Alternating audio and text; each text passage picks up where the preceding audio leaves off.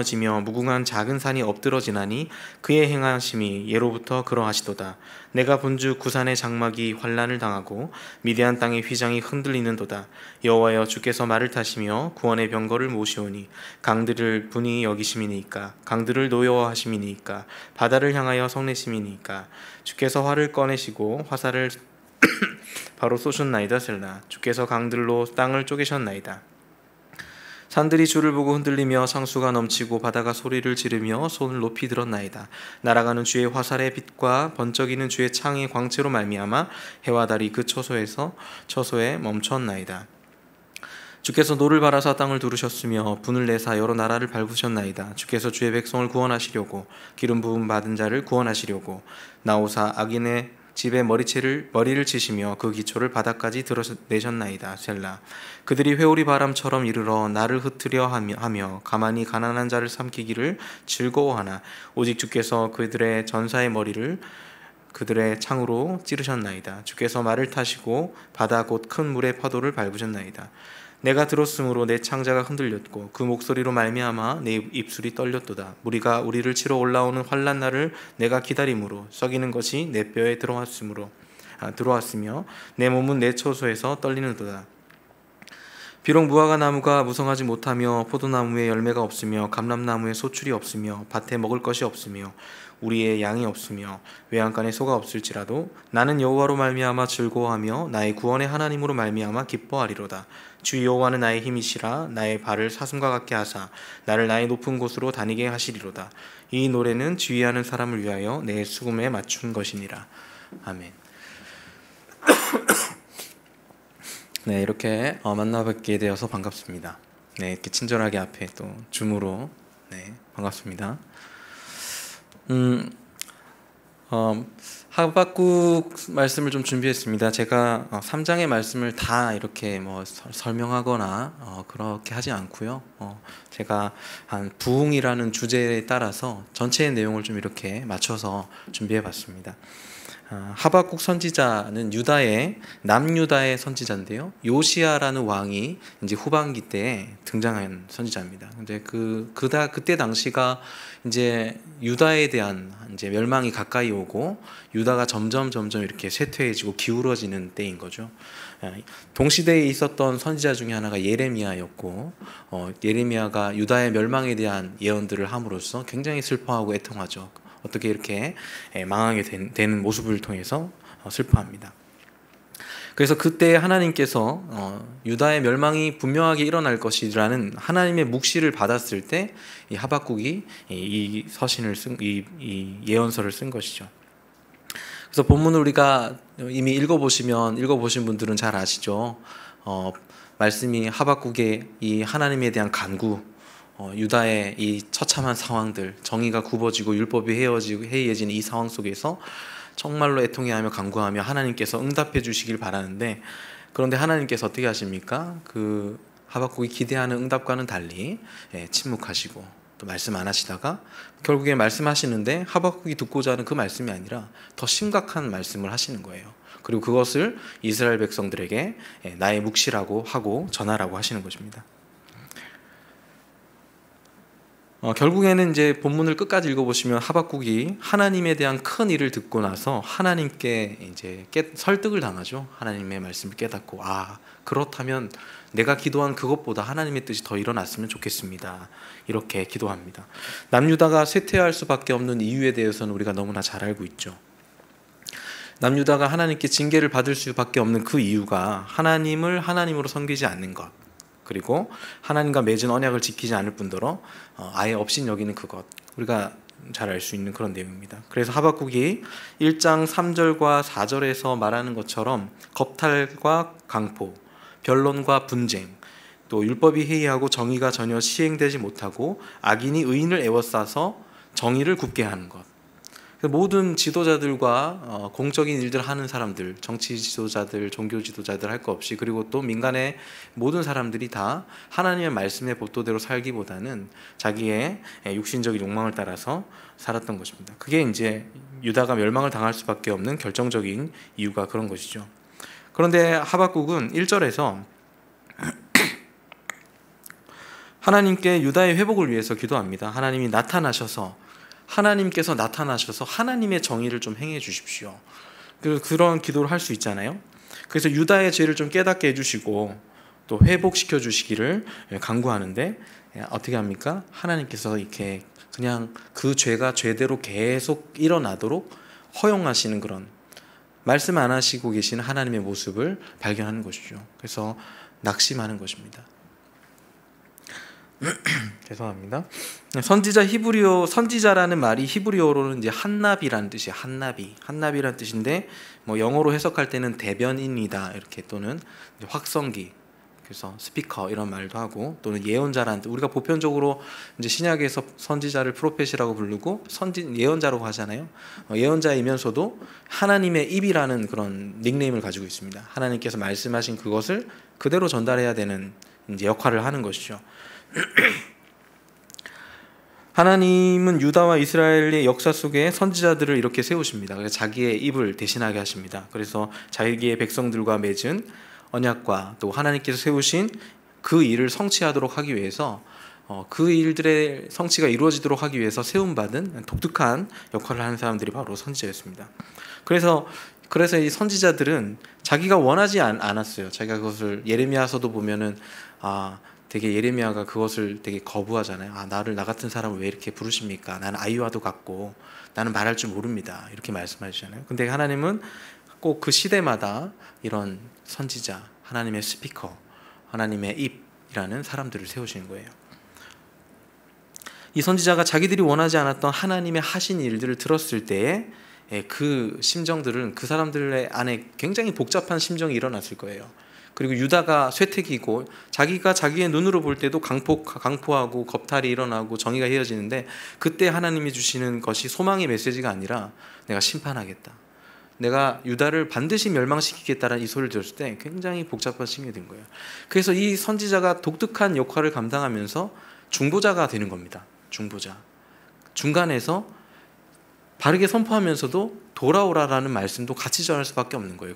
그런데 그 하나님의 심판의 메시지에는 돌이키라는 말도 같이 있죠. 그래서 그 메시지를 같이 전하면서 중보자가 돼서 직접적으로 하나님께 묻고, 또 때로는 항의도 하기도 하고, 하나님 어떻게 이러실 수 있습니까? 그래서 이렇게 하는 모습이 지금 이제 하박국에게 있는 거예요.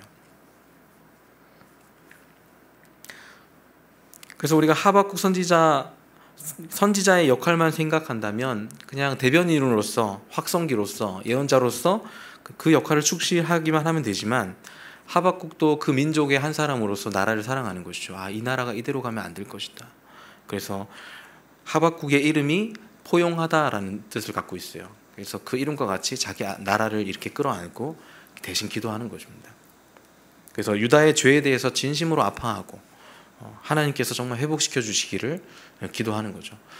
그럼 여러분들, 우리가 하나님 이런 하박국의 모습을 생각할 때, 오늘날 우리가 한국 교회, 한국과 한국 사회, 한국 교회, 그리고 좀 더 직접적으로 말하면 나 자신에 대해서 우리가 좀 어떤가요? 우리의 현실에 대해서 우리가 매일같이 시간마다 접하는 한국 사회의 죄악과 부패함, 부조리함, 우리가 늘 눈으로 보고 듣고 할 때 탄식하잖아요. 그래서 탄식까지만 하는 것 같습니다.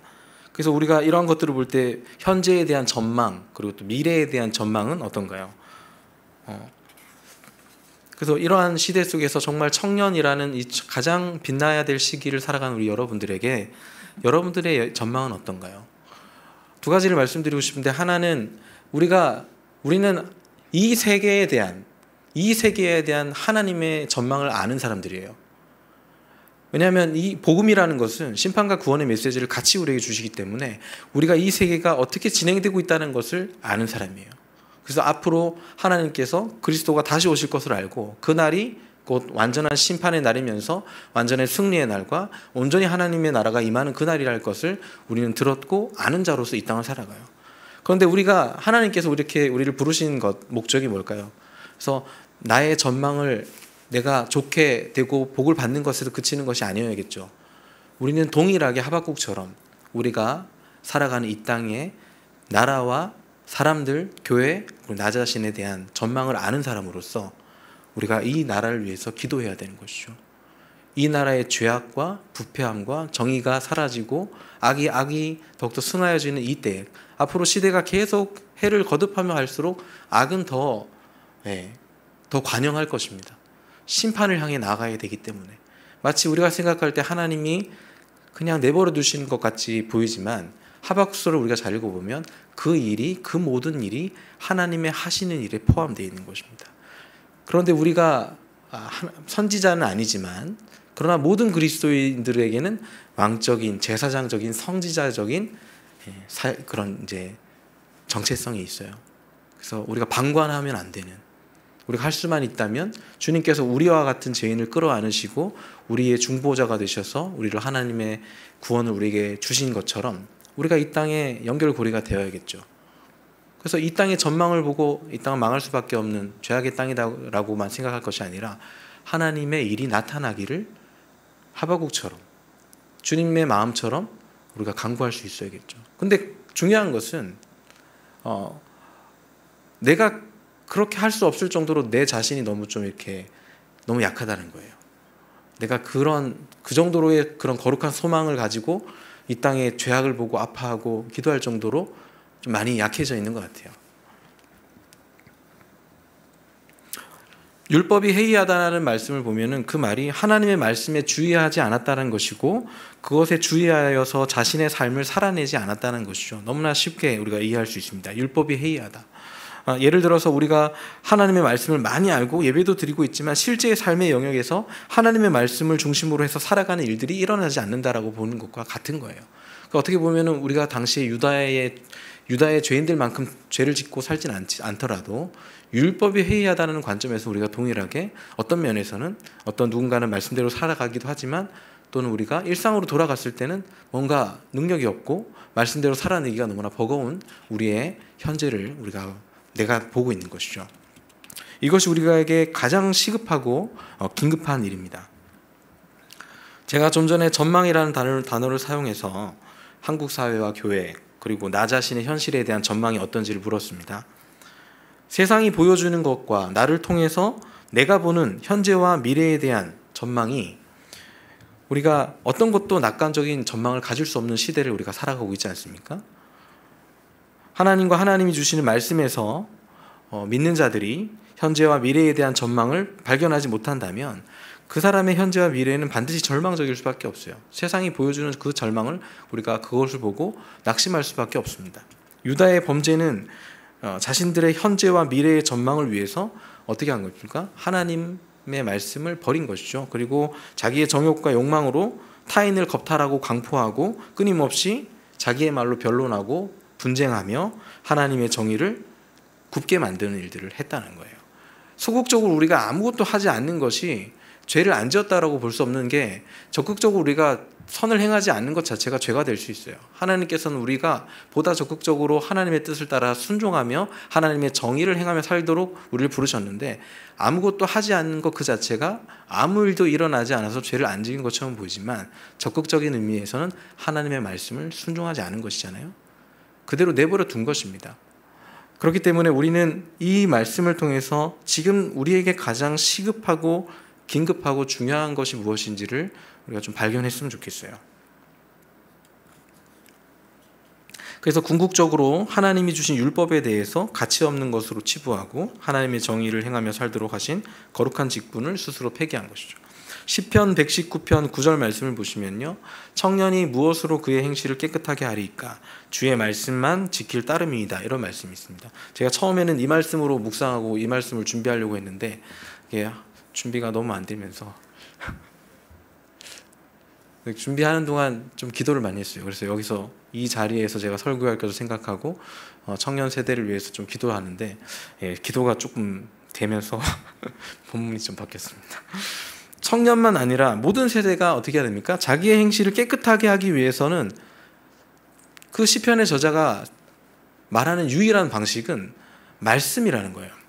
그 말씀을 최우선으로 따라야만 행실이 깨끗해진다는 것이죠. 행실이라는 것은 삶의 방식을 의미해요. 어떤 것을 선택하고 결정하는 것에 있어서의 행실이 말씀에 의해서 결정되고 선택되어지도록 하는 것이 그 말씀으로 인한 것이라는 거예요. 그래서 가장 긴급하고 시급한 것, 제가 지금 반복적으로 하는 단어들이 있습니다. 가장 긴급하고 시급하다는 것. 그래서 우리는 그것이 무엇인지를 생각해야만 해요. 삶의 방식이라는 것은 내가 바꾸고 싶다고 해서 바꿀 수 있는 것이 아니에요. 우리가 삶의 방식을 바꿀 때는 내가 좋아하는 대로 바꾸지 하나님 말씀하신 대로 바꾸려고 하지 않잖아요. 우선순위가 그렇잖아요. 집에 이렇게 돈이 있고 좀 환경이 되면 집을 하얀색으로 이렇게 인테리어를 하고 그런 것들에 대한 생각 우리가 빠르지만 내가 이 집안에서 어떻게 하나님의 말씀을 순종하고 내가 다니는 길과 내가 일하는 자리에서의 어떻게 하나님의 말씀대로 살아갈까 이렇게 고민하는 사람들이 우리 있으시죠? 바울에. 네. 그래야만 합니다. 네. 그거 알잖아요. 그걸 우리가 아는데 늘 우리가 왜 낙심하고 낙담하고 왜 안 된다라는 말이 더 많은가. 그래서 제가 드리고 싶은 말씀은 긴급하고 시급하다는 거예요. 하박국은 유다를 향한 하나님의 심판의 말씀을 묵시로 받았습니다.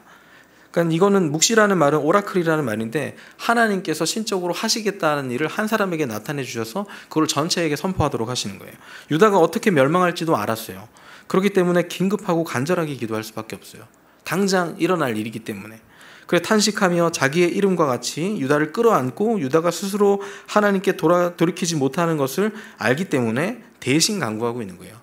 우리는 우리의 힘으로 자력으로 구원받는 사람들이 아니에요. 기독교라는 종교 자체가 자력 구원을 말하고 있지 않아요. 철저하게 누군가에 의한 수동적인 내가 수동적으로 구원을 받는 거예요.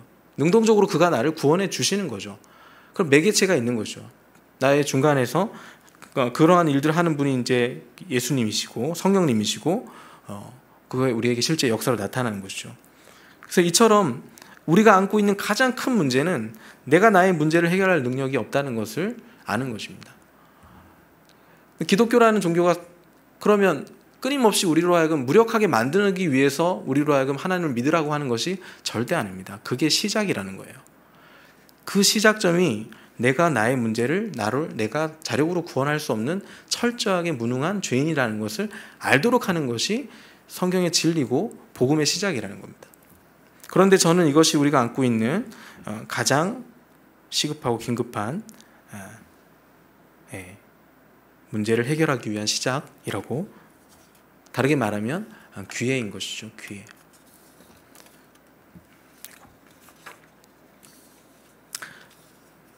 그래서 우리가 나의 절망을 자각하는 것으로 시작합니다. 그래서 그 존 뉴턴이라는 사람이 제가 마틴 로이 존스가 쓴 그 하박국 강해서를 간단히 읽어봤거든요. 그래서 존 뉴턴에 대한 예의를 들면서 그 하나님의 부흥에 대한 그런 갈망을 하면서 나에게도 좀 그런 은혜를 주세요라고 기도했는데 그 존 뉴턴의 고백이 뭐냐면 내가 정말 그 은혜가 나한테 임하면 정말로 무엇인지 다 할 수 있을 것 같을 줄 알았는데 몇 주 동안 나는 정말 무기력한 존재처럼 세상에 가장 쓸모없는 존재처럼 여겨졌다, 이런 말을 합니다. 그 정도로 복음이 우리 안에서 일을 하기 시작할 때 나의 존재를 보다 더 분명하게 내가 아무것도 할 수 없는 존재라는 것을 알게 해줍니다. 그게 시작인 거죠. 지금의 한국 사회와 교회, 현대의 많은 문제들과 죄악된 사회의 현실을 통해 겪고 있는 그런 절망, 저 집이 올랐구나, 우리 집은 월세인데, 이런 상대적인 그런 이렇게 열등감과 어떤 결핍에 의한 절망이 아니고 실존적인 절망이죠. 우리가 알아야 되고 깨달아야 되는 시급한 문제는 실존적인 절망입니다. 그건 내가 알고 싶다고 해서 알아지는 건 아닌데 하나님이 알게 해주셔요.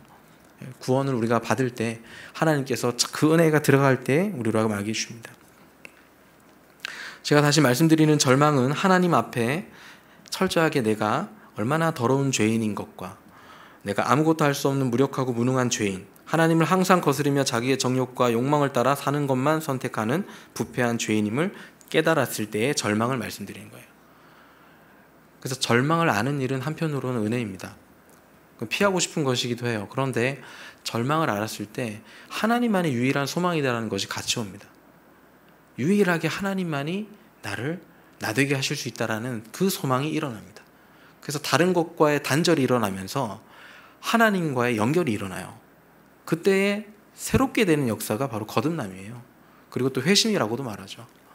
그런 것들 우리가 경험했습니까? 언제 경험했습니까? 이렇게 물어보면 그런 것 같아요 라고 말하면 좀 불명확한데, 그것이 어떤 사람한테는 자기가 알게도 일어나기도 하고 어떤 사람한테는 모르고도 일어날 수도 있다는 것이 뭐 역사 속에서 해석적으로 그렇게 나와 있는데, 분명한 것은 우리가 지금 그걸 정말 알고 있느냐는 거죠. 그래서 성경은 항상 이것에 대해서 말하고 있다는 사실입니다. 그리고 이것을 아는 것이 구원과 회복의 시작이라고 말합니다. 그래서 하박국이 알았어요. 죄의 심각성과 심판의 임박함을 알았어요. 그리고 또 한 가지는 하나님만이 이 문제를 해결할 수 있고 유다의 죄에서 건지시며 회복시킬 수 있다는 사실도 알았습니다. 그런데 하나님께 기도하면 할수록 하박국은 낙심할 수밖에 없었습니다. 하나님의 침묵을 경험해야 했고, 하나님께 이게 처음으로 듣는 그 응답은 하나님께서 하나님의 계획을 말씀해 주시는데, 그것은 하박국이 원했던 그런 응답이 아니었기 때문입니다. 그래서 오히려 더 절망적인 답을 주세요.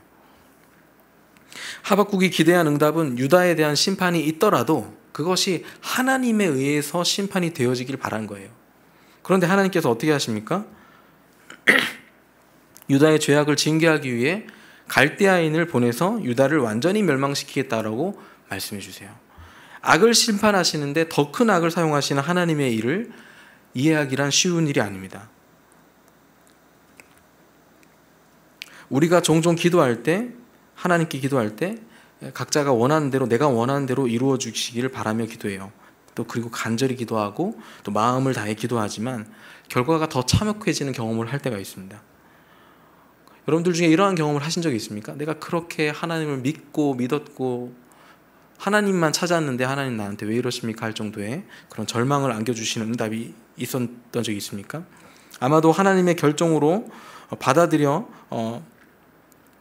그러한 경험을 할 때 우리가 나오는 태도는 그 결정에 대해서 하나님께서 하신 일을 그대로 받아들여서 인정하기보다는 원망이 일어나고 불만이 일어나고 하나님의 사랑을 의심하게 되고, 또는 반대로는 내가 문제지 하면서 스스로 자책하기도 해요. 내가 뭘 잘못했구나. 그래서 이 두 가지 반응이 보편적으로 일어납니다. 그래서 나는 안 되는 사람이야.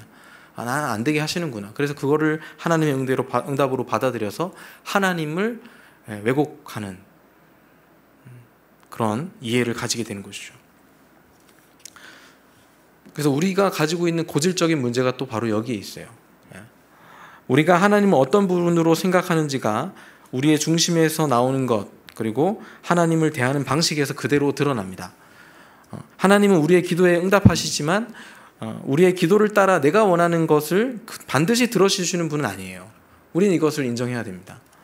우리는 이것을 인정해야 하고, 그리고 그분의 결정을 신뢰해야 돼요.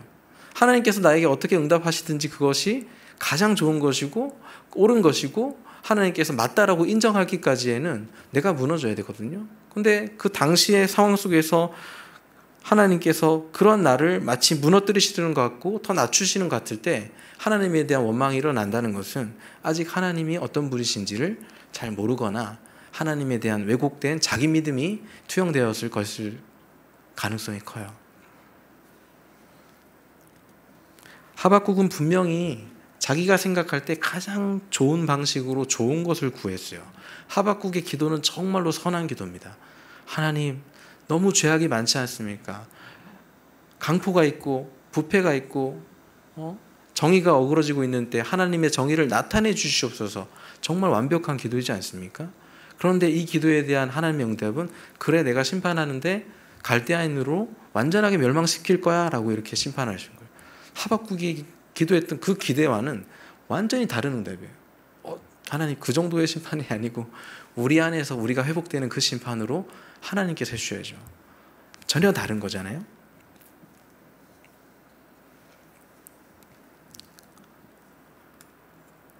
유다를 향한 애끓는 마음으로 애통하고 진심으로 회복되기를 바라는 그 심정으로 기도를 했는데 하나님은 다른 말씀을 하시죠.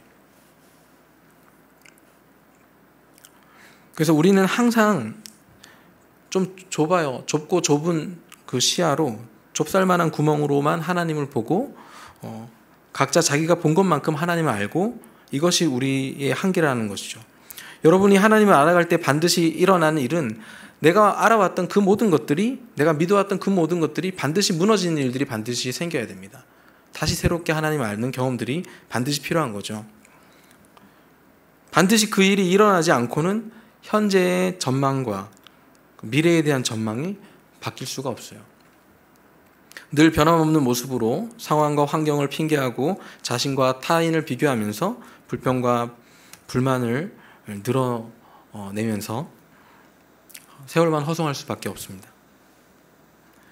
오늘 본문 3장 2절 말씀을 보시면은 드디어 제가 이 본문을 다룹니다. 3장 2절 말씀을 보시면 하박국이 기도를 합니다. 기도를 하는데 이렇게 기도하죠. 여호와여, 내가 주께 대한 소문을 듣고 놀랐나이다. 바로 이것이죠. 우리가 안고 있는 고질적인 죄인의 악함과 부패함, 무력함, 하나님 말씀을 알고도 그대로 살아내지 못하는 문제는 결국 하나님만이 해결할 수 있다는 사실을 믿는 것인데, 하박국이 처음에 들었던 하나님에 대한 그 유다에 대한 심판을 들었을 때는 굉장히 전망이 어두웠습니다. 그런데 하나님의 말씀을 제대로 듣고 하나님께서 하시려는 그 일에 대한 분명한 얘기를 들었을 때 하박국은 내가 주께 대한 소문을 듣고 놀랐나이다. 다른 시야가 열린 것이에요. 하나님처럼 유다를 바라보는 시야가 열린 것이에요. 그래서 정말로 그 일이 되었으면 좋겠습니다라는 기도가 반전이 되는 것이죠.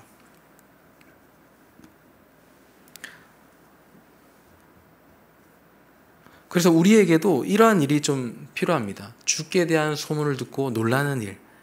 최근에 여러분들이 어떤 설교를 듣고 놀란 적이 있습니까? 오늘 제가 광고를 하면서 많은 분들이 놀랐을 것 같은데, 우리 아이가 그 광고를 보고, 아내가 이제 6살짜리 아들이 있는데 그 광고를 보더니 그 불쌍한 우리 아빠 그렇게 말했대요. 그래서 많은 사람들이 놀랐을 것 같은데 재밌게 잘했어요. 근데 제가 말씀드리고 싶은 것은 우리가 정말 하나님의 말씀을 듣고 하나님의 하시려고자 하는 그 일을 듣기를 원하는지, 들어본 적이 있는지, 그리고 놀란 적이 있는지. 그래서 우리는 이거를 좀 소망할 필요가 있어요. 좀 하나님으로부터 놀라는 일들, 세상의 일들이 아니라 세상의 일들로 놀라서 낙심하는 그것이 우리에게 반복되고 있는데, 이러한 세상 속에서 하나님은 가장 절망적이고 가장 참혹하고 가장 망해져가는 유다의 그 심판에 대한 메시지는 하박국이 들었을 때는 더 이상 소망이 없었어요. 하나님도 버렸기 때문에. 그런데 하나님은 아니라고 말했어요. 이게 시작이고 이 일이 있어야지 앞에 있는 미래에 있을 일들이 일어나는 거야. 전망을 다르게 보여주시는 거죠. 그 눈을 열어주시는 거예요. 그래서 그걸 보고 놀라는 것입니다. 그래서 우리는 하나님의 하시는 일들을 통해서 놀라는 일을 좀 소망해야 됩니다. 그래서 하박국은 하나님께서 하시는 일들에 대한 응답을 기다리면서 2장 1절에 내가 내 파수하는 곳에 서며 성루에 서리라. 그가 내게 무엇이라 말씀하시는지 어떻게 대답하시는지 보리라. 모든 신경과 시선을 하나님께 고정하고 귀를 기울이는 일을 했던 거예요. 우리가 세상을 보며 낙심만 할 것이 아니라 우리가 지금 이때 많은 의문을 품고 하나님 도대체 왜 그렇습니까? 내가 이것이 정의 같고 이것이 선한 것 같은데, 그런 한계를 가지고 하나님께 나아가서 물어야 됩니다. 하박국처럼 묻고 답답해해야 돼요. 근데 그때 반드시 하나님께서 어떠한 계기를 통해서든 놀라게 하실 것이에요. 하나님의 의도를 알았을 때 우리는 놀라고 그것이 소망이다라는, 결국엔 이것이 소망이고 유다가 멸망해야지만, 마치 그리스도가 죽임을 당해야만 우리가 사는 것처럼 이해할 수 없지 않습니까? 누가 자기 아들을 사랑하는데 너 죽으면 다른 사람 살아. 그러니까 너 죽어. 그게 내가 너에게 주는 뜻이고 내가 너를 사랑하고 그런 나를 너가 사랑해야 돼. 이렇게 말이 안 되지 않습니까? 무슨 막장 드라마도 아니고. 근데 하나님이 그 일을 하시는 거예요. 모든 소리를 차단하고 하나님의 말씀을 듣기 위한 시간으로 들어가 보신 적이 있으세요? 사실 요즘 좀 집중하기 힘들어요. 저도 이제 예배 중간중간에 폰을 이렇게 또 하면 안 되는데 이렇게 하다가 또 뒤집고, 기도를 10분 이상 하기가 너무 어려워지고 있는 것 같아요. 하다가 또 폰 누가 문자 안 왔나? 나 찾지 않나? 아무도 안 찾는데 이렇게 그렇지 않습니까? 뭔가 계속 우리의 주의가 다른 곳으로 빠져나가고 있다는 것을 우리가 위험하게 생각을 해야 될 필요가 있습니다. 그리고 반대로 하나님께 대한 의문을 가지고 하나님의 말씀 듣기 위해서 우리가 설 수 있는 가장 높은 지점에 이르러서 우리의 사고와 우리의 지성을 사용해서 의문을 가지고 하나님 왜 그래야만 합니까? 라는 질문을 하나님께 드릴 수 있어야 돼요. 근데 우리가 그러고 있냐는 거죠. 그냥 에이 하나님 늘 그래 이래 뭐 어쩔 수 없나 봐. 우리가 얼마나 얕은 물에서 논의하고 있는지 얘기하고 있는지를 좀 보면 좋을 것 같아요. 다르게 말하면 하나님께서 반드시 말씀하실 것을 믿고 기다리면서 집중하는 것입니다. 현대인의 문제점이 아까 말씀드린 것처럼 기다리지 못하는 것, 집중할 분에게 집중하지 않는 것, 그리고 세상이 우리로 하여금 이 문제를 가지고 우리에게 집중하지 못하도록 하는 것이죠. 하나님께 집중하지 못하게. 그러면 뭔가 일이 생기기 때문이에요. 눈이 열리고 귀가 열리고 영적인 시야가 열려서 세상을 다르게 볼 수밖에 없기 때문입니다. 기다림의 정도에 따라서 중요도가 달라지죠. 그렇잖아요? 우리가 내가 좋아하는 거 주문하면 그때의 마음이 거기에 집중되고 띵동 하는 소리와 함께 우리가 이제 문을 다 열어드리고 문 앞에서 받아오잖아요. 내가 더 비싼 걸 사면은 전화합니다. 배송이 잘 되고 있는지, 그게 제대로 오고 있는지, 그 주의하고 집중하는 거죠.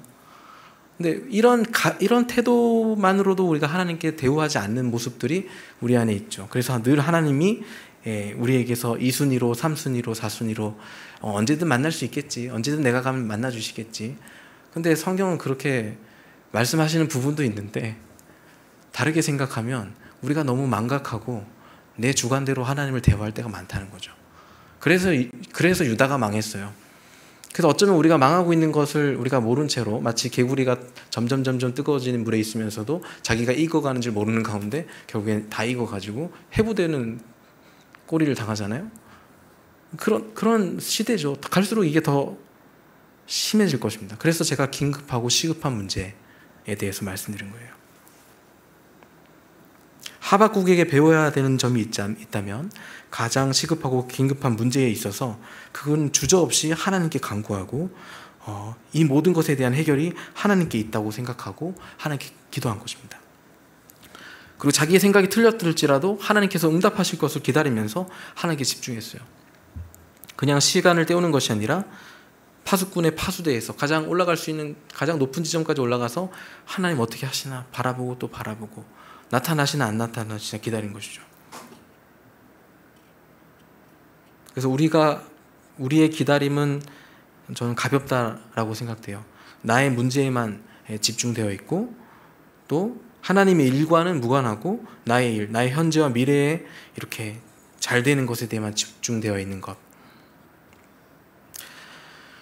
그리고 이어서 하박국이 뭐라고 말합니까? 여호와여, 주는 주의 일을 이 수년 내에 부응하게 하옵소서, 이 수년 내에 나타내시옵소서라고 기도하며 자기의 소원, 자기의 기도의 내용을 바꿔버립니다. 기도의 내용, 자기가 말했던 기도가 사라졌어요. 그리고 주의 일이 나타나는 것을 구하는 그 기도로 바뀐 것이죠. 주의 일의 부흥과 나타남. 제가 오늘 말씀의 제목을 부흥이라고 썼어요. 제가 지난 6월 초에 수요일 예배 때 부흥과 관련된 설교를 한 적이 있습니다. 그래서 그때까지만 해도 제가 부흥이 제 주요 관심사는 아니었어요. 근데 그때 설교를 준비할 때 제 영적인 상태가 완전히 이제 바닥에 있었고 설교를 하는 것에 대한 굉장한 부담과 두려움이 있었어요. 내가 무엇을 말할 수 있을까? 무엇을 잘할 수 있을까? 근데 제 눈에 들어왔던 책이 바로 이제 부흥이라는 책입니다. 마틴 로이드 존스 목사님이 쓴 부흥이라는 책. 그거를 이제 한 챕터를 읽었습니다. 1장의 제목이 부흥의 긴박성이에요. 그래서 제가 긴박하다, 시급하다 이런 말을 쓰는 거예요. 부흥의 긴박성. 그래서 그걸 읽고 첫 장의 기도가 그 내용이 뭐냐면 예수님께서 변화산에서 내려오고 귀신 들린 아이가 있었는데 기도하고 고치려고 하는데 못 고쳤어요. 그런데 예수님께서는 고치고 나중에 제자들하고 집으로 들어갔을 때 제자들이 물어요. 예수님 왜 우리는 못했습니까? 그래서 기도 외에는 이런 유가 날 수 없느니라. 그래서 그 책 첫 장을 읽고 제가 기도했습니다. 하나님 좀 살려주십시오. 그러고 나서 그 다음 2장부터 6장까지가 창세기 26장 17절에서 18절 말씀인데요. 이삭이 자기의 식솔들이 그라레이라는 지역의 블레셋 땅에서 쫓겨나면서 우물을 다 빼앗기고, 그런데 새로운 우물을 파는 게 아니라 아버지가 야곱이 팠던 우물을 다 이렇게 팝니다. 그래서 2장의 제목이 부흥의 장애물이라는 제목이거든요. 그러면서 그 내용들을 하나하나 읽어가면서 어떤 용기가 생겼는지 몰라도 제가 이 본문을 그대로 설교를 했어요. 근데 이 설교를 하고 나서 어떤 형제가 저한테 와서는 화가 난다고 그랬습니다. 여기 앉아 있는데 저한테 와가지고 너무 화가 난다. 근데 나중에 들어보니까 아니 목말라서 왔는데 우물을 나보고 파라고 하시냐고 그렇게 해야 하더라고요. 그래서 그 형제가 계속적으로 반복적으로 강요하고 협박 내지 또 친절한 웃음과 함께 부흥에 대한 설교를 더 해주면 좋겠다. 그러면서 저도 이제 부흥에 대한 소망이 좀 생겼어요. 부흥이 뭘까? 부흥이라는 단어가, 여기에 나온 이 단어가 어떤 뜻이냐면요, 다시 살게라는 뜻이에요. 다시 살게. 그러니까 다시 살아나게 해달라는 말이 부흥으로, 이 단어가 히브리어로 쓰인 거예요. 그러면서 또 제가 들었던 생각이, 부흥에 대한 주제를 읽고 들으면서 어느 순간 여러분들 근 몇 년 새에 부흥이라는 단어가 사라진 것을 아세요? 사람들이 부흥에 대한 얘기를 잘 안 해요. 교회 설교에서 부흥이라는 주제가 많이 사라졌어요.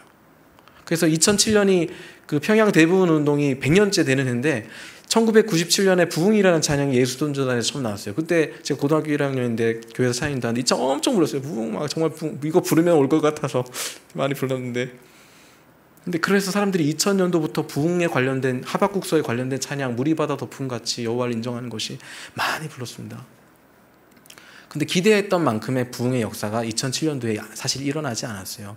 어떻게 보면 그것을 고대하는 그 시간이 어떻게 보면 부흥을 좀 맛보는 시간이었던 것 같은데, 정말로 평양 대부흥 때처럼의 그런 영적인 각성과 회개 운동이 실제로 일어나진 않았습니다.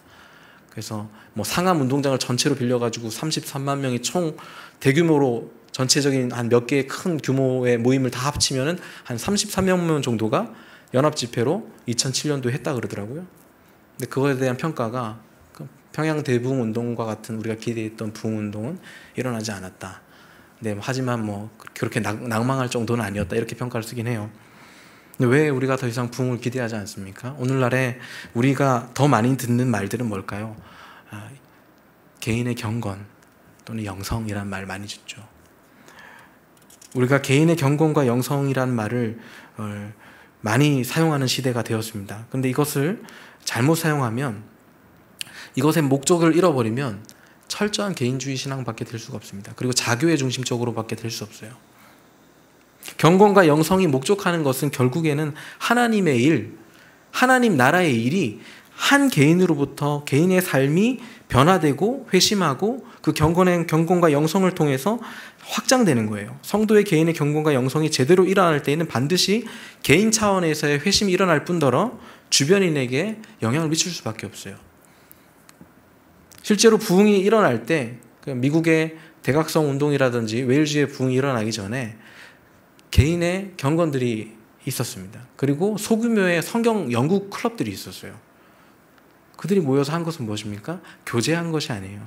성경을 성경대로 여기에 담겨져 있는 하나님의 일이 나타나기를 바라면서 계속 이렇게 묵상하고 기도하면서 그걸 또 말했던 거예요.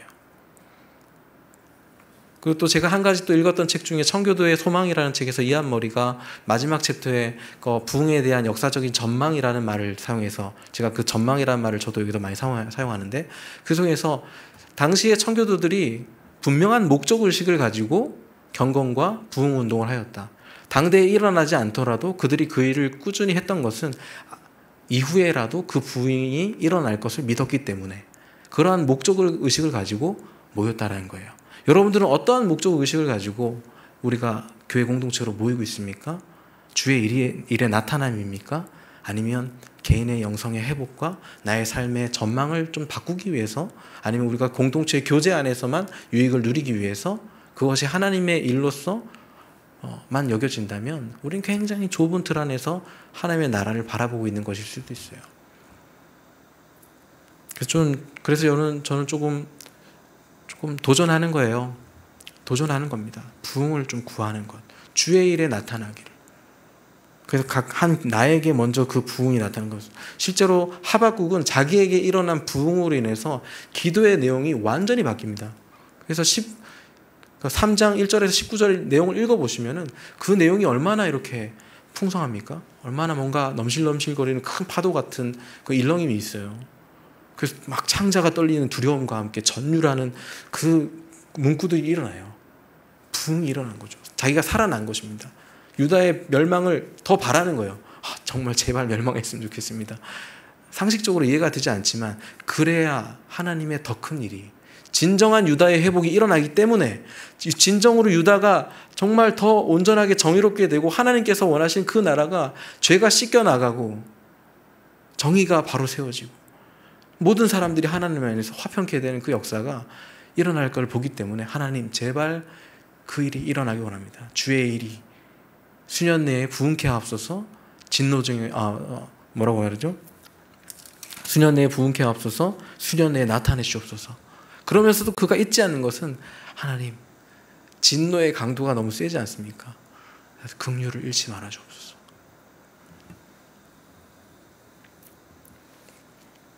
그래서 저도 이 부흥을 좀 갈망하고 기도했어요. 근데 재밌는 건요, 제가 누군가를 만나면 제가 꼭 이 말들을 하고 있더라고요. 제가 어떤 책을 읽었는데요, 그 책을 보니까 부흥을 말하더라고요. 제가 그래서 요즘 부흥을 가지고 기도하고 있습니다. 또 이 책을 읽었는데요, 부흥이 이런 것이라고 말해요.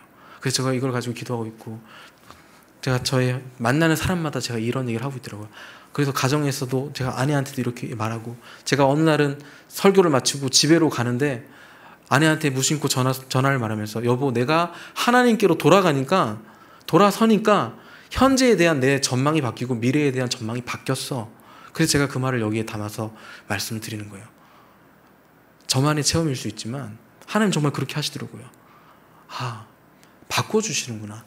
안 될 것 같던 나의 생각의 인식의 틀이 완전히 바뀌면 전망 자체가 달라지는구나. 낙심하는 시대가 아니라 오히려 지금이 기회고, 지금이 복음으로서 전파될 수 있는 중요한, 정말 좋은 시기가 아니겠구나. 이겠구나. 죄송합니다. 네. 그쵸. 그게 보여지면 언어가 달라지고, 나의 표정이 달라지고, 그 듣는 사람과 대화의 질이 달라지겠죠. 다시 살게 하다. 네. 하박국은 하나님께서 계획하시고 목적하시는 그 일이 하나님의 방식과 계획대로 그대로 일어나기를 진심으로 바라며 부흥을 소망했습니다. 진정으로 유다가 회복되는 것은 내가 원하는 대로 주께서 일하시는 것이 아닙니다. 우리가 원하는 대로 공동체가 바뀌는 게 아니에요. 하나님께서 하시고자 하는 그 일대로 나타나도록 우리는 구해야 돼요. 이게 최우선의 기도가 되어야 됩니다. 하나님께서 하시게끔. 이한머리가 쓴 부흥과 부흥주의라는 책이 있습니다. 오래도록 집에 꽂아놨다가 최근에 또 다시 보게 되었는데요, 그 책의 서문에 부흥에 대한 개념을 말하면서 역사적으로 부흥의 개념이 3번 바뀌었다고 해요. 그래서 첫 번째 시기가 1620년에서 1858년입니다. 이때는 정말 부흥의 시기였어요. 그래서 이 부흥의 시기에 부흥에 대한 기본적인 부흥관이 뭐냐면, 부흥은 하나님의 주권으로 일어난다는 것이었어요. 그 시대의 그 사람들이 동일하게 이것에 대한 동일한 개념을 가지고 있었어요. 부흥은 하나님의 주권으로 일어나. 그리고 이 시기에 대해서 평가할 때 부흥에 대해서 하나님이 비상한 방식으로 하나님의 백성 가운데 믿음과 신앙을 소생시키는 어떤 특별한 계절이다, 이렇게 말했습니다.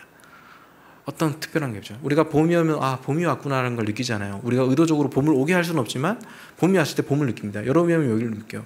그런 것처럼 사람들이 그 시대에 지금이 뭐지? 할 정도로 뭔가 독특한 시기의 계절과 같은 경험했다는 거예요. 하나님이 주시는. 그래서 당시의 청교도들이 이것이 다시 일어나기를, 리바이벌 되기를 위해서 목적을 가지고 성경을 연구하고 말씀을 전할 때 듣든지 안 듣든지 죄와 회개에 대해서 담대하게 선포하고, 그것이 이어지고 끊어지지 않기 위해서 경건의 삶을 이어간 것입니다. 그리고 두 번째 시기에는 어떻게 되었냐면, 부흥 자체가 인위적으로 발생할 수 있는 것이다. 그래서 바뀌었죠. 그래서 부흥주의가 등장한 것이에요. 부흥주의. 야, 부흥 우리가 좀 이렇게 잘하면 우리가 오게 할 수 있어. 이런 의식이 생긴 거예요. 그리고 1985년부터 지금입니다. 지금. 부흥과 부흥주의를 구별하지 못하는 시기라는 거예요. 하나님이 전적으로 주시는 것과 주권적으로 주시는 그 부흥과 인위적으로 만들어지는 부흥을 구별하지 못하는. 저는 근데 더 나아가서 부흥 자체가 사라져가고 있는 시기. 바라지 않는 거예요. 주의 일이 나타나는 것보다 지금 우리가 먹고 사는 일이 더 급하죠. 코로나가 한편으로 우리의 모든 인식들을 다 바꿔놨잖아요. 뭐가 이렇게 안 되는 게 많아요. 근데 한편으로는 귀해죠. 가장 긴급한 때에 가장 시급한 일을 하나님께서는 이런 어두운 때에 하나님의 사람들을 통해서 부흥을 갈망하게 하십니다. 왜냐하면 그 부흥이 전적으로 하나님만 하실 수 있기 때문이에요. 그래서 하나님의 일의 나타남을 구하는 것만큼 시급한 일이 없어요.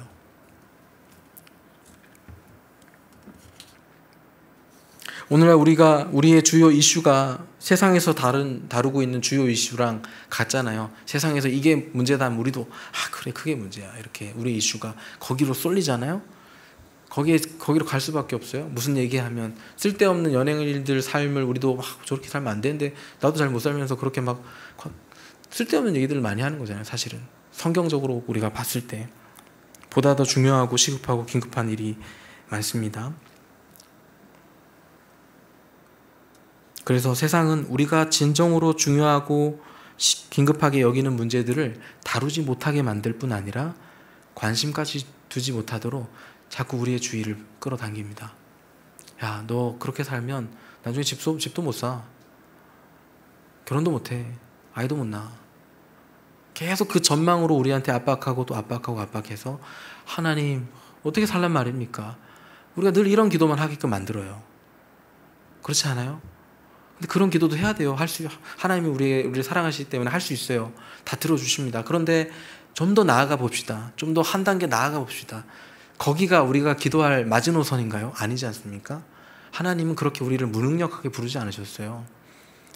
우리가 더욱더 능력 있는 기도를 강구할 수 있도록 세계의 일들을 우리를 통해서 바꿀 수 있을 정도의 일들을 하나님께서 계획해 놓으셨을 수 있어요.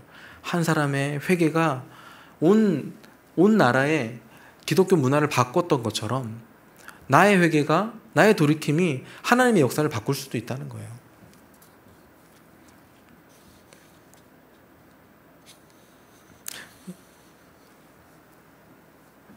우리가 듣는 그 문제 안에 우리가 갇히지 않기 위해서 이 세계가 하나님의 역사하심과 주권에 있다는 사실을 머리에서 가슴으로 우리의 신앙으로 삼아야 됩니다. 하박국이 바라는 주의 일의 부흥과 주의 일의 나타남을 바라는 것을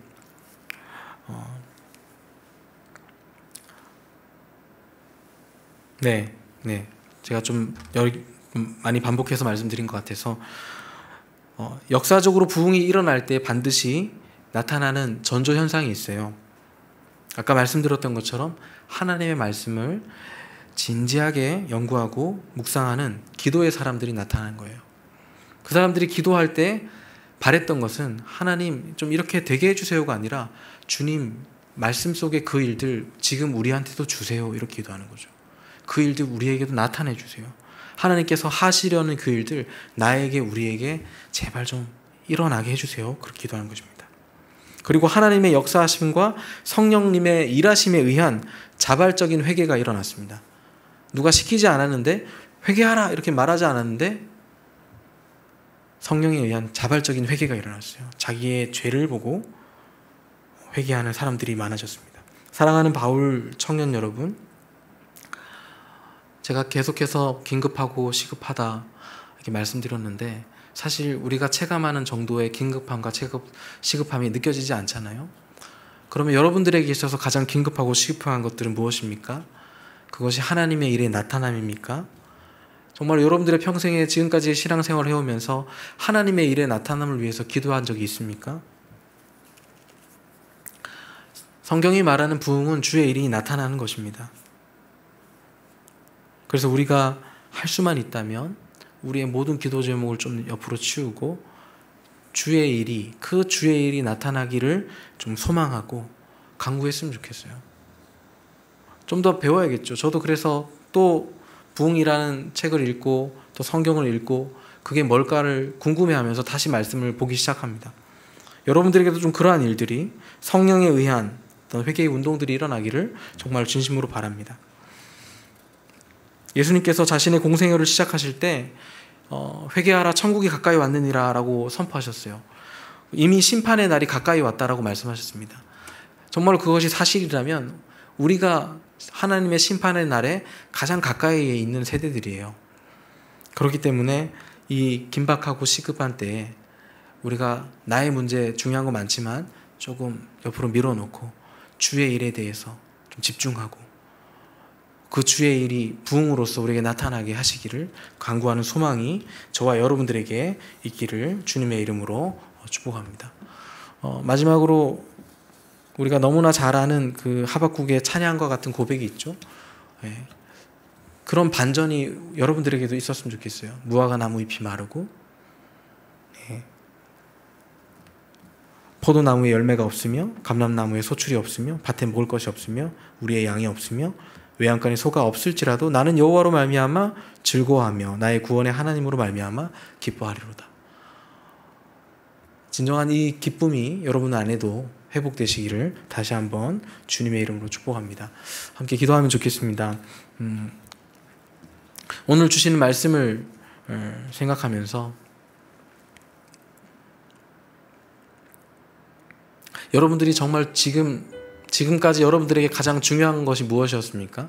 하나님 그거 다 알고 계십니다. 근데 지금 우리가 그것을 내려놓지 못하는 이유가 무엇입니까? 하나님의 일이 내가 생각하는 나의 일보다 중요하지 않다고 여겨지기 때문이고 그것에 대한 깨달음이나 어떤 하나님의 말씀으로부터 내가 놀라는 일들이 없었을 수도 있어요. 그래서 아까 말씀드렸던 것처럼 부흥은 하나님의 주권에 의해서 일어납니다. 하나님 나에게 먼저 나 개인에게 하나님께서 하시고자 하는 그 주의 일 나에게 하실 그 일들을 나타내 주세요. 그것이 나를 절망하게 하는 일이라면 나를 낙심하게 하는 일이라면 그것이 내가 회복되는 시작이라면 그렇게 해주세요. 또 그 일로부터 내가 온전하게 하나님의 일을 구하는 사람으로서 이 땅을 살아갈 수 있도록 먼저 자기 자신을 위해서 저 하나님 주의 일을 나에게 좀 나타내 주세요라고 함께 기도하면 좋겠습니다.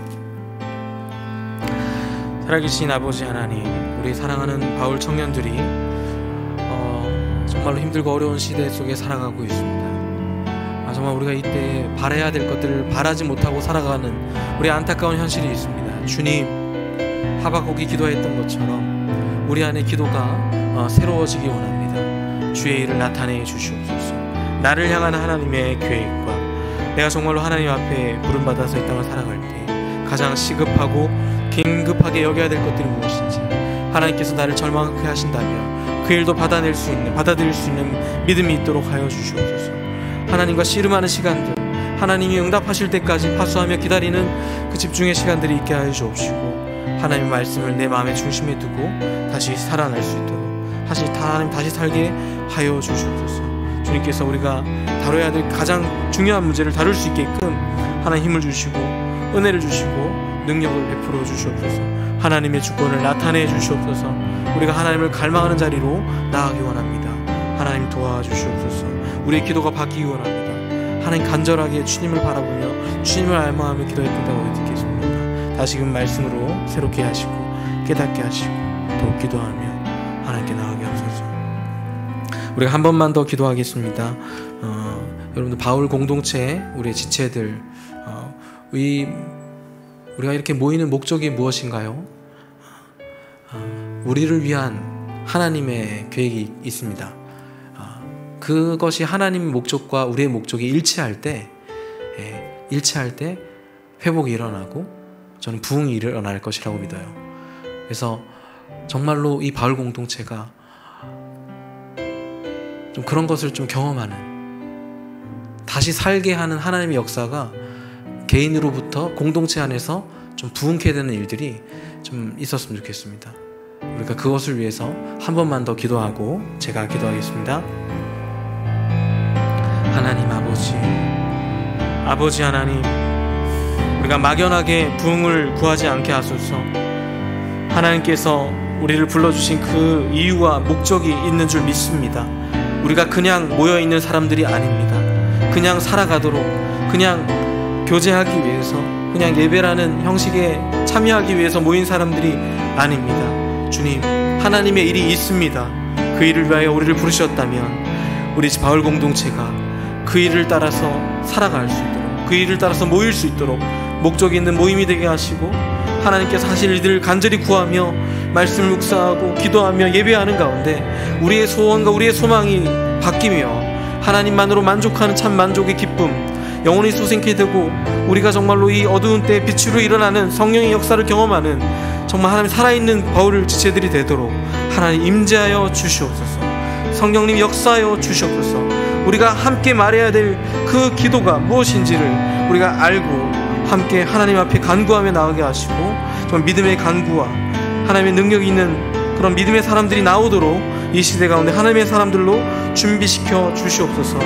하나님, 여기서 멈추지 않게 하시고 이것이 씨앗이 되어서 하나님 열매를 맺게 하시고 나무가 되게 하시고 그 나무에 깃들이는 사람들이 많아지도록 이 바울 공동체가 더욱더 많은 사람들을 품고 우리 안에서 하나님께서 하신 일들 안에서 우리가 죄인임을 깨닫고 진정으로 회개하며 서로를 정말로 진심으로 환대하고 환영하면서 하나님께서 구원하시는, 하나님의 구원의 역사를 이루는 하나님의 일꾼들로, 하나님 구원의 통로로 사용하여 주시옵소서. 어둡고 악한 이때에, 절망이 가득한 때에 소망을 외치며 빛으로 일어나는 그런 청년들이 되도록 인도하여 주옵소서. 하나님, 우리가 아직까지 하박국처럼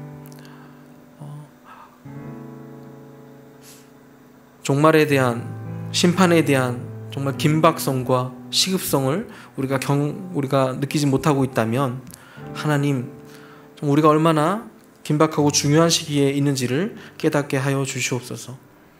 또한 거기서 우리가 낙심하고 멈출 것이 아니라 우리가 세상과 하나님과의 사이에서 하나님, 세상을 아름답게 하는 자들로서 구원케 하신 하나님의 일에 동참하게 한 자들로 부름받은 것을 알고 세상을 위해 중보하는, 세상이 정말 하나님의 나라로서 일어나기를 소망하며 죽어있는 사람들이 살아나는 것을 보는 그런 간구가 일어나도록 우리에게 하박국과 같은 그런 중보자의 마음, 주님 애통하는 마음, 주님의 마음을 우리 바울 청년들에게도 주시옵소서.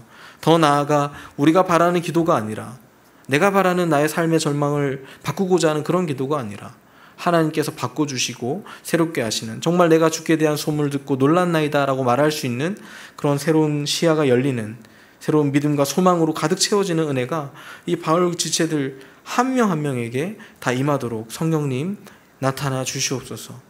하나님, 바울이 자기 민족의 구원만을 생각하다가 유다가 정말로 멸망하는 것이 온 세계를 위한 일이란, 하나님의 더 큰 일이라는 걸 보았을 때 그의 기도가 주의 일의 부흥이 나타남을 간절히 바랬던 것처럼, 우리가 말씀을 연구하고 공부하고 예배 자리에서 말씀을 들을 때 우리에게도 주의 일을 발견하며 그 크신 주의 일들을 바라보며 그 부흥을 갈망하는 참 갈망이 일어나도록 성령께서 우리 각 사람에게, 우리 바울 지체들 공동체에게 은혜로 허락하여 주시옵소서. 정말로 심판이 가까워 있는 이 시대 속에서 세상에 주는, 하나님께로 나아가지 못하게 하는 그 세상의 소리로 하여금 우리의 주의를 끌고 우리의 주의를 산만하게 만들며 우리로 하여금 하나님께 나아가지 못하게 하는 이 잡아끄는 세력으로부터 우리가 이길 수 있도록 우리에게 성령으로 능력을 덧입혀 주시옵소서.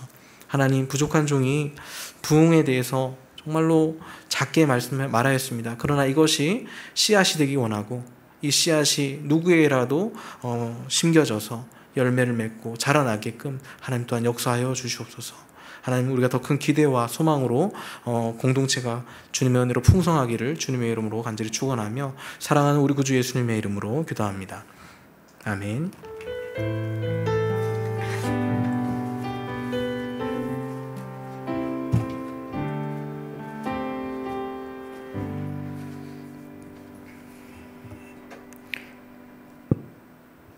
네, 사무엘 목사님 말씀 전해주셔서 감사드립니다. 더불어 정성열 목사님께는 쉼과 체험이 되는 휴가 되기를 바라겠습니다. 자, 8월 8일 광고 시작하도록 하겠습니다. 예배에 대한 안내입니다. 저희 우선 정해진 걸로는 15일까지면 다음 주거든요. 그때까지 비대면 예배로 진행될 예정인데, 그것보다 이제 더 그 다다음 주 22일에 청소년부가 3층, 4층을 다 써야 돼서 저희가 바울 예배도 그때 없고요. 바울 예배 대신에 작년부 수련회 예배를 참여하면 되는데 지금 말이 안 나오고 있죠? 네. 처음부터 안 나왔어요?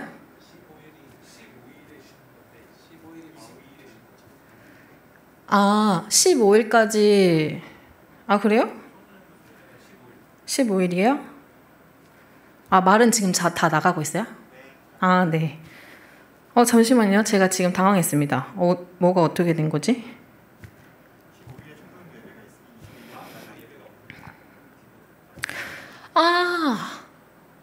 네. 여기는 지금 화면으로는 잘 나가고 있어요. 제가 말을 잘못했습니다. 네, 알려주셔서 감사드리고, 다시 정정해드리면은 15일 이제 다음 주예요. 다음 주에 청소년들이 3층, 4층을 이제 수련회로 인해서 다 사용하기 때문에 저희 예배가 바울 예배가 따로 없고요. 작년부 수련회 같이 말씀을 들으시면 되겠습니다. 그래서 저희는 22일에 만날 겁니다. 맞죠? 네. 그리고 저희가 이제 예배 후에 유튜브로 설교 및 이제 영상들을 업로드 되고 있는데, 이거를 잘 활용하셨으면 좋겠습니다. 뭐냐면, 저희가 이제 코로나 되면서 온라인으로 이제 예배들이 업로드 되고 있어서 장단점이 확실히 있는 것 같아요.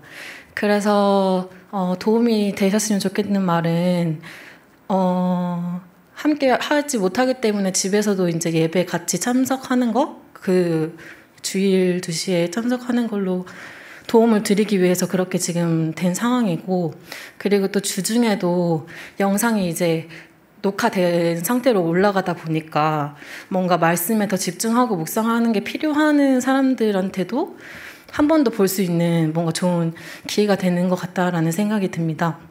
그러면서 그게 정말 그런 용도로 목적에 맞게 잘 활용되고 있는지 한번 좀 돌아보는 시간도 각자 뭔가 생각해보는 계기가 됐으면 좋겠다 하는 바람입니다. 개인적인 바람이고요.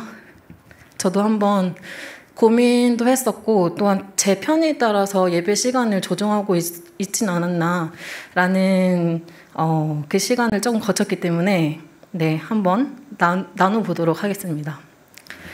예배 안내는 이렇게 됐습니다. 다음 주 이제 작년부 수련회 광고를 드리기 전에, 일정 나누기 전에 영상이 준비되었습니다.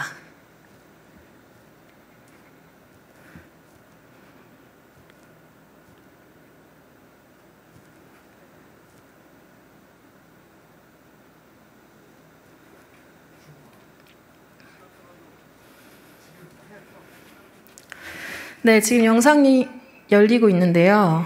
화면으로 다 공유가 되기 때문에 어떤 상황인지 아시겠죠?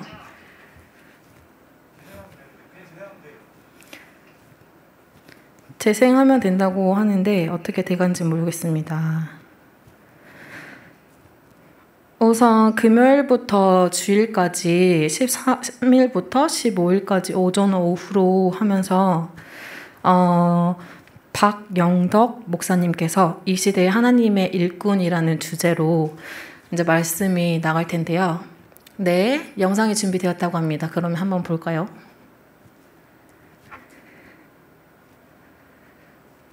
네, 말을 다시 하라고 합니다. 그러면 이제 그렇게 말씀이 오전 오후로 총 3일 동안 진행될 예정이고요. 이 부분에 있어서 이벤트가 있습니다. 다음 장으로 한번 넘겨주시면은 이벤트도 좀 볼 수 있을 것 같은데요. 아주 방송실이 지금 굉장히 분주한 상황입니다. 여러분의 양해 부탁드리고, 저희 이벤트를 그냥 한번 말씀드려 볼게요. 우선 빌립보서에 대해서 이제 말씀이 나가는데 빌립보서 10독 챌린지가 있습니다.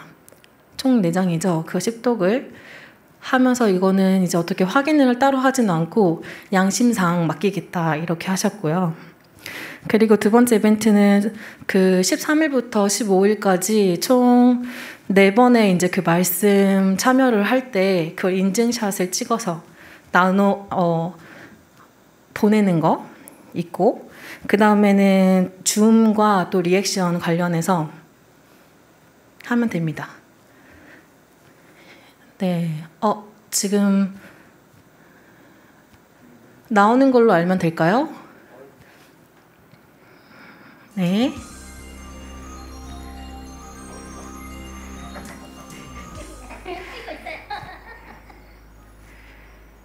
(2021년) 제자들 교회에서 수련회를 준비한다고 합니다.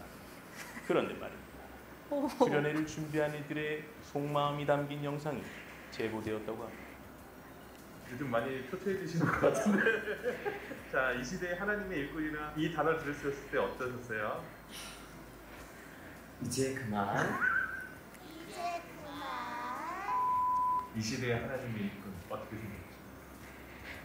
누구요? 네.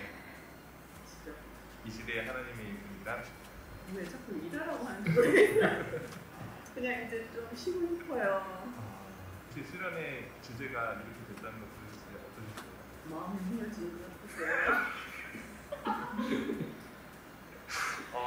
괜찮을까요? 여기 다 괜찮겠죠?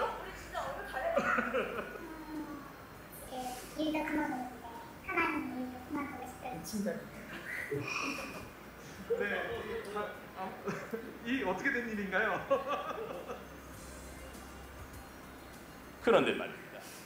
답답하고 갈급한 요즘 수련의 주제가 이 시대의 하나님의 일꾼으로 된 것이 어쩌면 우리를 향한 또 다른 하나님의 계획이 아닐까요? 수련회에서 기다리고 있겠습니다. 이상중이었습니다.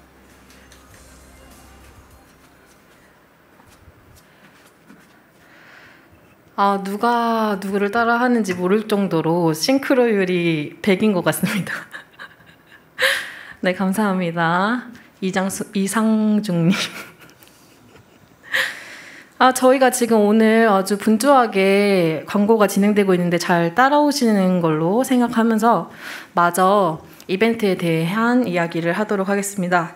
이벤트 3번까지 갔었거든요. 소통이랑 리액션 이제 하는 것도 잘 참여해 주시면 이 부분에서는 랜덤으로 선택하여서 이벤트가 진행될 예정입니다.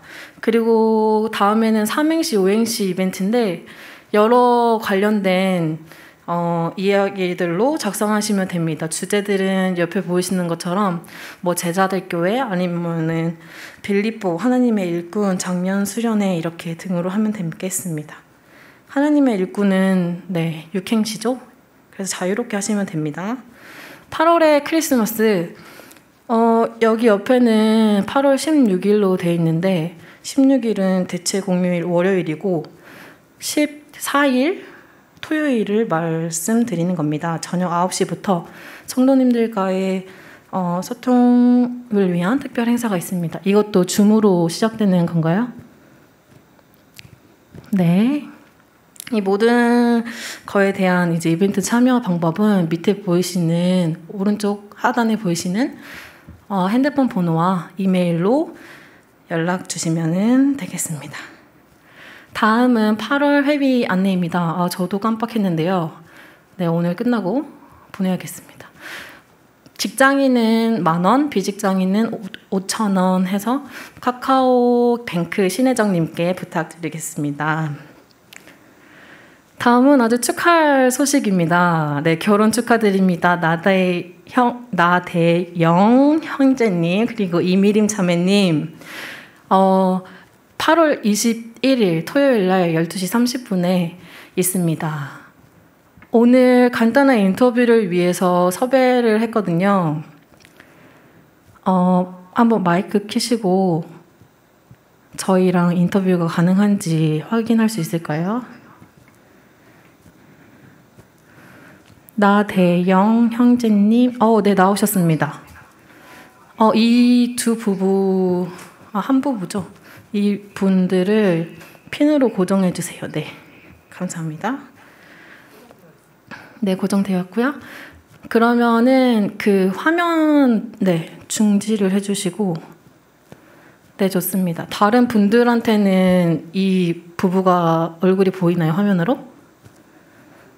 안 보인다고 합니다. 보일까요? 네, 감사합니다. 안녕하세요.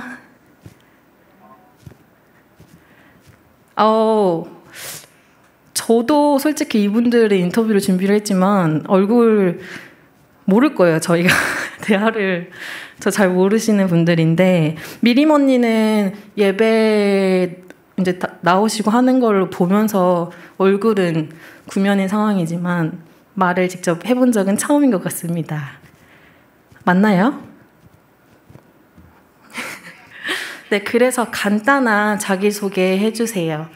우선 저는 9일 또래 이하람입니다.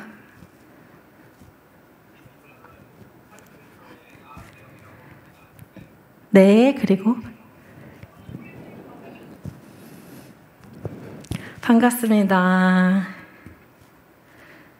네, 그러면은 짧게 준비했거든요. 그래서 긴장 푸시고 편하게 지어내지 마시고 편하게 해주시면 될 것 같습니다. 두 분 처음 어떻게 알게 되었고 알게 된 거는 뭐 같은 상황일 것 같은데 첫인상이 어땠는지는 다르겠죠? 그 부분에 대해서 답변 부탁드릴게요.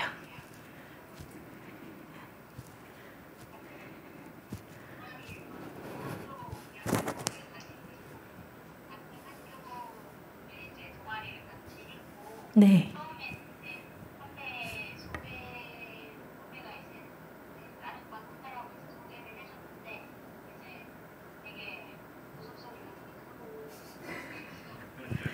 네.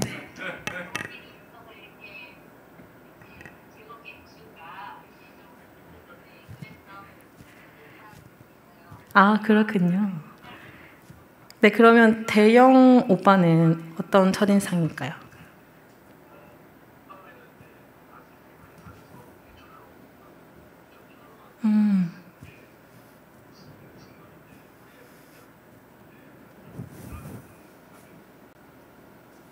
두 분의 첫 인상이 되게 좀 상반됐네요. 잠시 제가 그 두 분의 목소리가 지금 들렸긴 했는데 기강 오빠의 도움이 좀 필요합니다. 가까이 와주세요. 거기 두 분은 편하게 앉으시면 되고 제가 그 줌 소리가 잘 안 들려서 네. 잠시 저희끼리의 소통이었습니다. 네, 그렇게 만나셨군요. 첫인상이 그랬지만 어쨌든 지금 연인 사이를 거쳐서 결혼식을 앞두고 계시는데 언제부터 어떤 부분 때문에 이성으로 보이기 시작했는지 그 계기가 있을까요? 일단은 제가 학사장교를 다녀오고 네. 서울에 제가 다시 돌아왔는데 그때 미림이가 그때 방송작가, 막내작가로 서울에서 이렇게 타향살이를 하고 있었어요. 그래서 저는 대구에서 학교를 타향살이를 해보면서 연금 없이 타향에서 뭔가를 산다는 것이 되게 힘든 삶이라는 걸 알기 때문에 조금 위로해주고 싶었고 힘을 주고 싶었고 저는 서울에서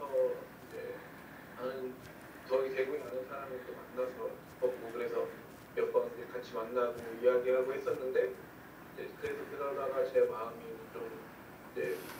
내 마음도 그런 미림 자매에게 되게 그런 마음이 있다는 걸 알게 됐고 그래서 제가 먼저 얘기를 꺼냈습니다.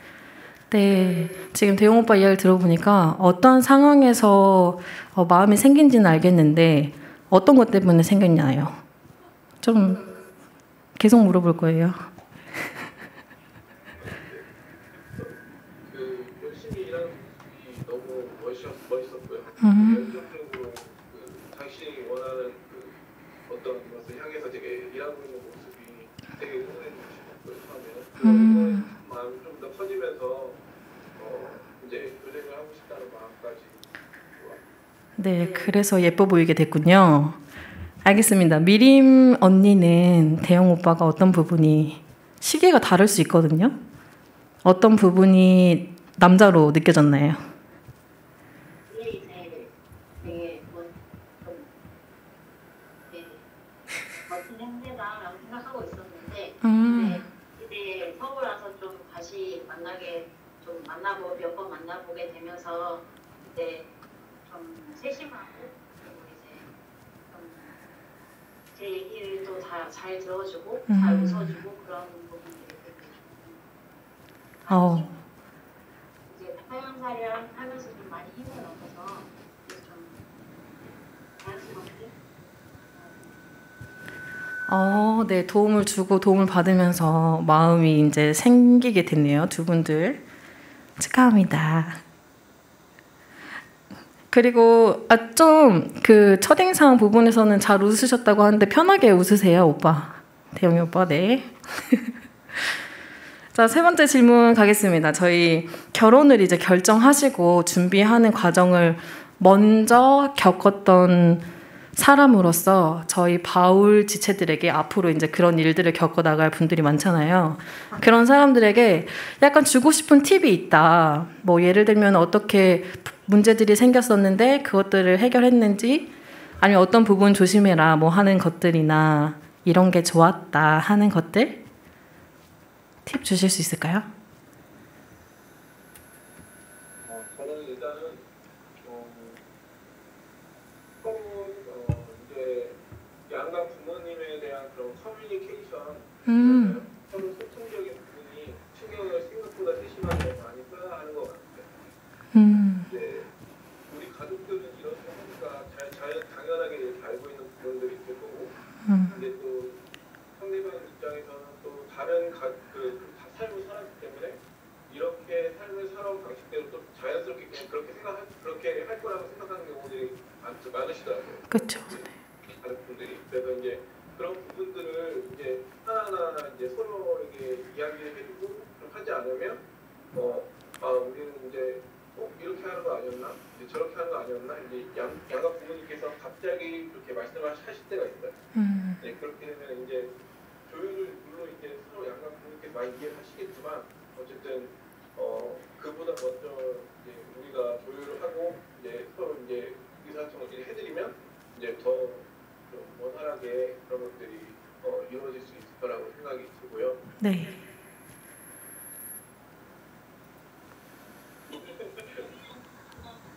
사실 이성적으로도 돈이 생각보다 뭔가 더 많이 들고 이제 어려운 그런 대상적인 부분들에 대한 고민들이 이제 결혼하면서 많이 생기게 되는데 그런 것보다 좀 이제 어떻게 가정을 꾸려갈 것인지에 대해서 좀 많이 생각하고 준비하면 좋을 것 같아요. 네, 감사합니다. 혹시 더 있나요? 그 두 가지가 가장 큰 팁. 네, 알겠습니다. 소통의 중요성을 이제 말씀해 주셨고, 네, 저도 요즘 느끼고 있는데 여러분 화이팅하고 좋은 팁 주셔서 감사합니다. 그리고 재정 문제 부분에서도 더 그것보다는 가정위에서 더 어떻게 생각하면 좋은지 생각하는 게 더 좋겠다라고 미림 언니가 말씀해 주셨는데, 바로 다음 질문과 연관성에 있어서 넘어가 볼게요. 두 분이 그렸던 가정에 대한 이미지나 뭐 가훈이나 아니면은 바라는 그 그림이 어떤 상황인가요, 지금?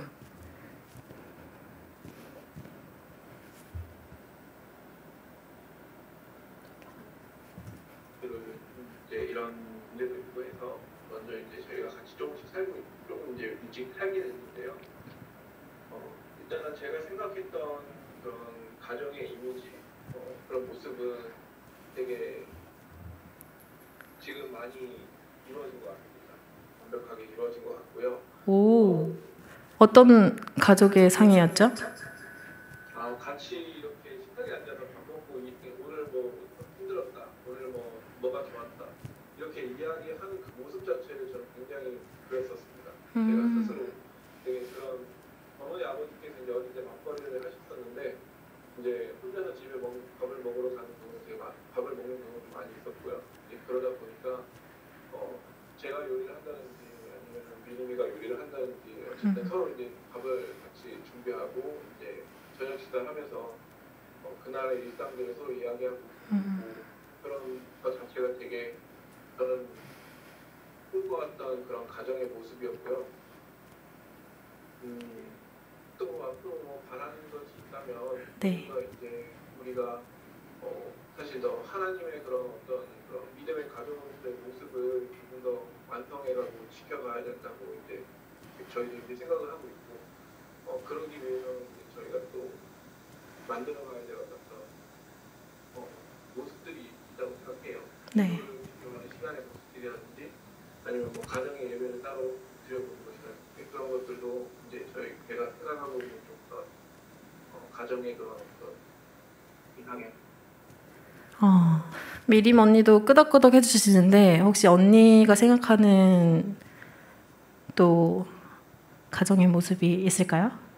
네, 저는 어쨌든 현실적인 문제들을 많이 이제 새롭게 뭔가 이제 어떤 기념이 생기는 것도 2배, 뭔가 어떤 일을 고민하는 것도 2배가 되더라고요. 근데 이제 그런 부분에 있어서 이제 좀 저희가 같이 마음을 모아서 같이 이제 한 팀이라는 생각으로 좀 그 부분에 대해서 어떻게 이제 이것들을 그냥 현실적으로만 고민하는 것은 좀 넘어서서 이것들을 같이 기도하고 이것들을 좀 어떻게 지혜롭게 좀 풀어나갈 것인가에 대해서 좀 같이 좀 해결책을 찾아가고 이런 과정이 좀 되게 필요하겠더라고요. 그래서 이제 그런 고민되는 부분들을 좀 서로 의지하면서 잘 풀어나갈 수 있는 그런 분이 있으면 좋겠다.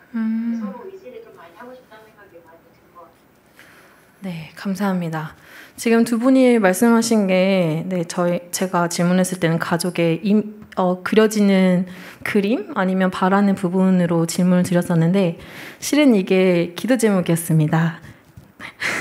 네, 그렇게 해도 될 것 같다라는 생각이 들어서 네, 여러분들 집중 다 하면서 들으셨을 거라고 생각해요. 이 시간 잠시 대영 오빠랑 미림 언니 가정을 위해서 기도하는 시간을 짧게 갖고 그 다음에 네, 제가 짧게 대표 기도하고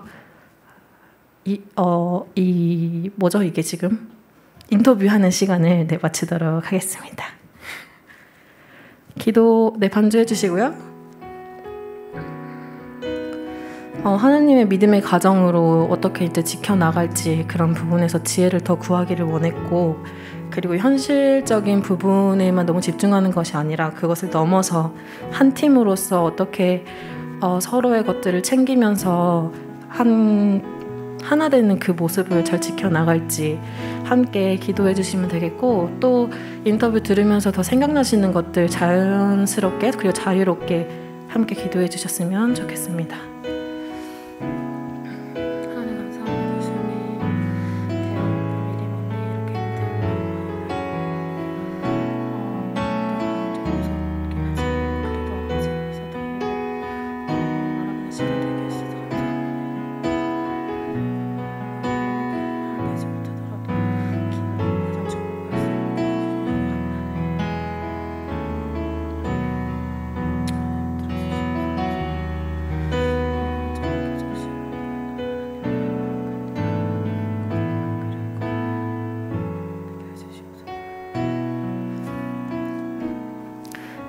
하나님 감사합니다.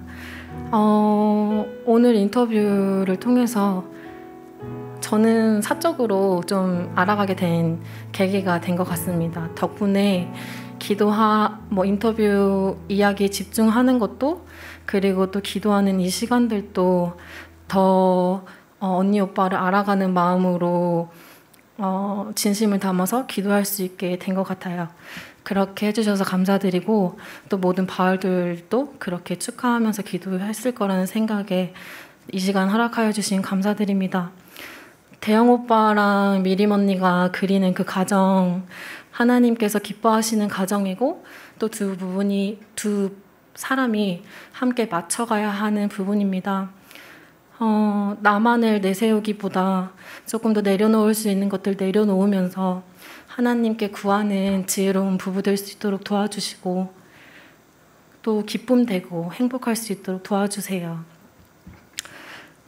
두 사람이 현실적인 부분에서 그것만 보지 않고 그거를 넘어서 어떻게 하면은 같은 것을 바라고 또한 그 바라는 것이 하나님께서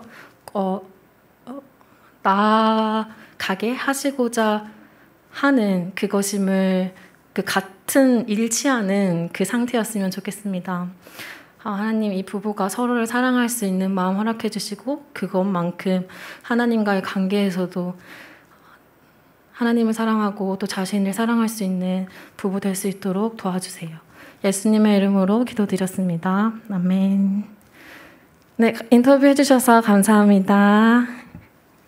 네, 이제 이거 핀 제거를 해주셔야 되는데 네, 됐습니다. 감사드리고 다음 광고 하겠습니다. 네, 저희 우선은 오늘까지가 마지막이 될 수도 있는 모임입니다. 방구석 모임이죠. 저희 예배 후에 남으신 분들 중에 임의대로 정해진 대로 또는 이렇게 방을 4명씩 묶어드리겠습니다. 또 나눔을 잘 할 수 있도록 나눔지도 같이 알려드릴 테니까 그거 참고하셔서 좋은 시간 됐으면 좋겠습니다. 이따 봬요. 네. 그리고 다음은 저희 이제 텐타임 기도회인데 매주 함께 참여해 주시고 또 기도해 주셔서 감사드립니다. 네. 그래서 앞으로 좀 쉴까라는 생각도 했지만 그냥 쉼 없이 일상이 되기를 원하는 마음으로 달려가 보려고 합니다. 한 주 한 주 이 시간이 저희 준비하는 사람들도 그렇고 또 함께 모이는 사람이나 그 시간에 함께하지 못하더라도 기도하시는 모든 분들에게 좋은 시간들 됐으면 좋겠습니다. 이번 주 금요일 날 10시부터 10분 동안 있을 예정입니다. 함께해 주세요. 다음 주 기도는 이영재 형제입니다. 네. 한 주 동안도 다시 살게 하실 하나님께 집중하는 모든 바울을 응원합니다. 주기도문으로 예배 마치도록 하겠습니다. 하늘에 계신 우리 아버지여, 이름이 거룩히 여김을 받으시오며 나라가 임하시오며 뜻이 하늘에서 이루어진 것 같이 땅에서도 이루어지이다. 오늘 우리에게 일용할 양식을 주시옵고 우리가 우리에게 죄 지은 것을 사하여 준 것 같이 우리 죄를 사하여 주시옵고 우리를 시험에 들게 하지 마시옵고 다만 악에서 구하시옵소서. 나라와 권세와 영광이 아버지께 영원히 있사옵나이다. 아멘.